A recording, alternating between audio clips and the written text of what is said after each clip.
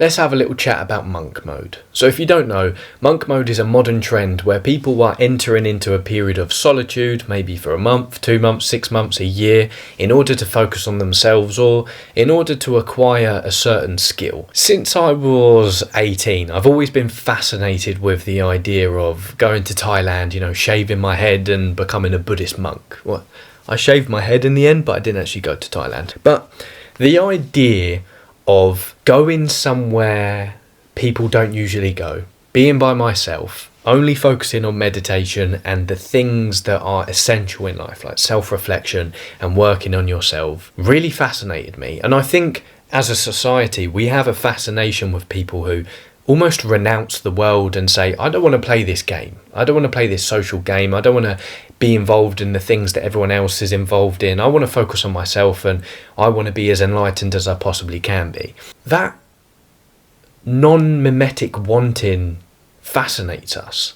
And a lot of people have become fascinated by monk mode nowadays, and it's almost become a flex. Oh yeah, I'm in a period of monk mode, man. Like, you can say all that. Now look, I'm not going to tarnish monk mode in this video because, from my perspective, it's something that is incredibly productive, and when practiced in my life, it's brought me intense joy. I've been able to focus on my goals as more focusedly than I ever could in my whole life, and it's brought me a real lasting sense of progress.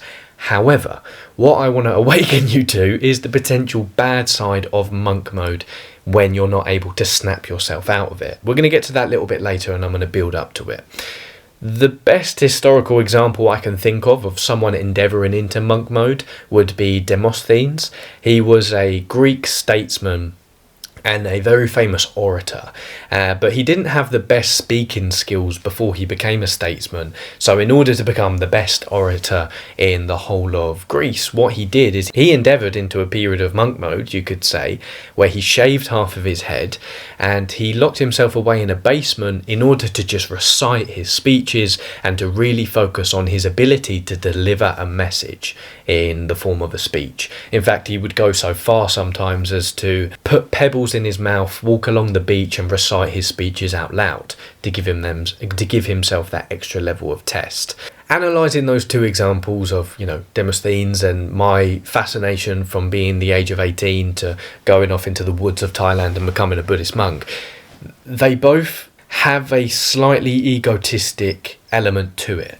And I think the egotistic element is renouncing the world, disappearing for a bit so everyone is in fascination as to where you are, returning in a state of enlightenment and with a huge, immense skill acquisition to then fascinate everyone. I think at its worst form, that's the most egotistical part of monk mode. But like I said, in its most productive form, it is a real opportunity for solitude, self-reflection, self-development, and non-distracted focus on a goal that you have. Now, let's get to the juicy details into what I think the problem of monk mode is. So to play devil's advocate, convincing yourself that you need to renounce the world in order to focus on yourself is kind of missing the point.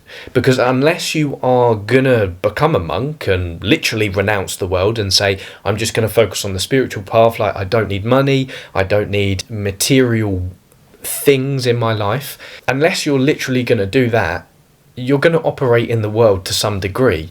So stepping back from it with the idea that you're going to then reintegrate yourself into it, it's like trying to get a dog's tail to wag the dog. You're going about the problem in the wrong way, because when you go into monk mode and you're in it for like 6 months and you're not speaking to anyone and you're neglecting your relationships and you're saying no to invitations and you're not meeting up with other people, one, you become, in its worst form, very insular, where you're only self-reflecting and you're only building an identity that you've created.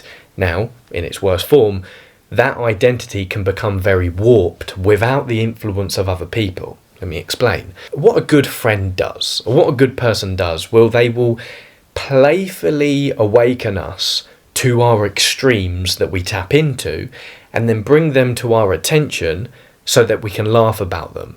In other words, our friends awaken us to our flaws without whacking us on the head with a hammer and saying, you're like this, you need to stop.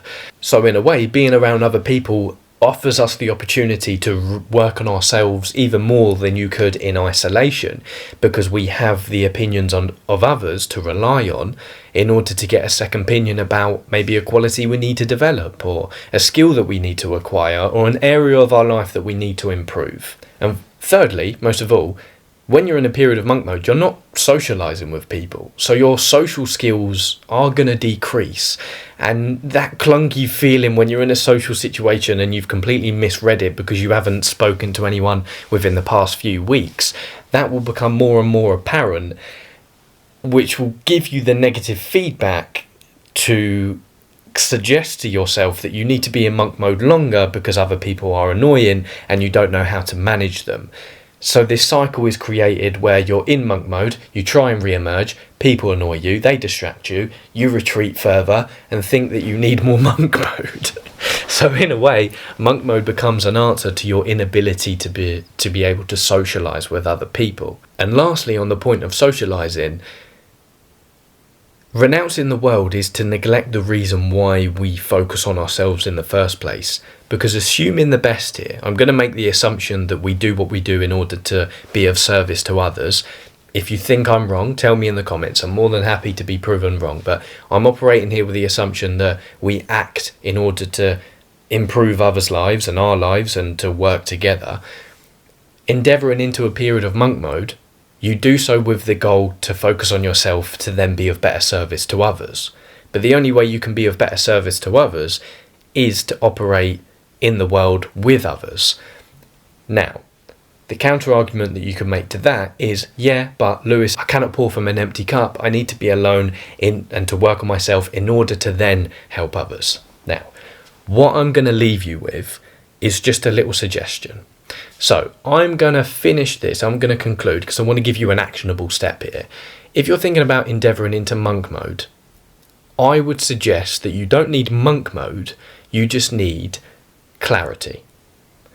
You need clarity on the goal that you're trying to achieve, whatever it is. Whatever reason you've decided that you want to endeavour into monk mode for. So you want to improve your mental health. You want to become as physically fit as you possibly can be. You want to make as much progress on your YouTube channel as possible, or your business, whatever your focus is in life. Get as clear as you can be on that goal, and then remove all of the distractions that would take you away from the traction of moving towards that goal in your life, and then align your daily schedule with that goal. This will sound very simple, but I think it's the antidote to monk mode, and it has been for my life, because like I said, whenever I endeavour into like 3 days of monk mode or a week, I'm like, Jesus Christ, I need to speak to people. Because that social urge as a human being is there. We go insane without other people. So I want to combine here half monk, half playful, loving, social monk. That's what I'm going to suggest as a pill for you to take. So align, completely forgot to mention, if I may. So I'm going to give you one tip here, and it comes from Winston Churchill. All quotes lead back to Churchill. Churchill brilliantly said that the key to a happy marriage is to not see each other until noon. So the way I interpret that, it doesn't matter if you're in a relationship. What I interpret that to mean is the first 5 hours of your day when you wake up, keep that for focused, deep work in solitude where you're undistracted. And then after that, work out, do that, whatever other hobbies or focuses or projects you have ongoing.